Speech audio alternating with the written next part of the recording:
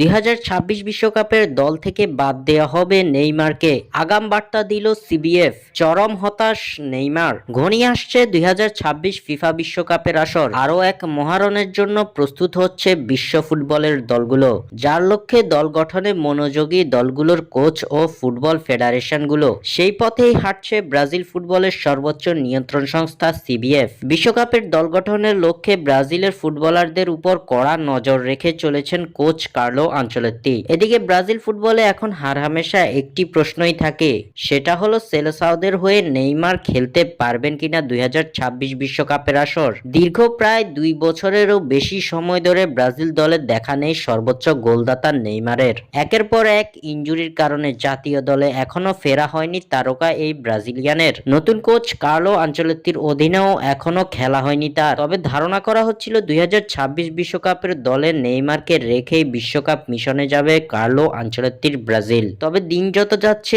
এই স্বপ্নটাও ঘোলাটে হচ্ছে। সম্প্রতি সিবিএফ এর এক কাণ্ড নেইমারের ব্রাজিল দলে ফেরার ব্যাপারে ছড়িয়েছে ধোঁয়াশা। নেইমারের জন্মদিন উপলক্ষে নিজেদের অফিসিয়াল পেজে তাকে নিয়ে কোনো প্রকার পোস্ট করেনি সিবিএফ। সিবিএফ এর এমন কাণ্ডে এবার হতাশা প্রকাশ করেছে ব্রাজিলিয়ান এই সুপারস্টার। এক ভিডিও বার্তায় তিনি জানিয়েছেন, অনেকেই পাশে থাকে, কিছু পুরোপুরি থাকে না, তাদের সাহায্য করলেও যথার্থ ক্রেডিট পাওয়া যায় না, খুব সহজেই সবাই ভুলে যায়। এছাড়াও তিনি সিবিএফ এর ইনস্টাগ্রাম অ্যাকাউন্ট আনফলো করে দিয়েছেন।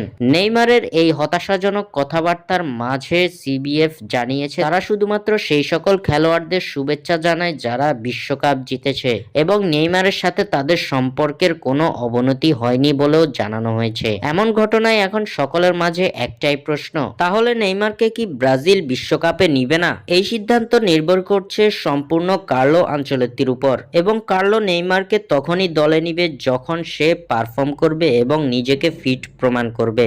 স্বাক্ষর থেকে সাদবিন ইসলাম।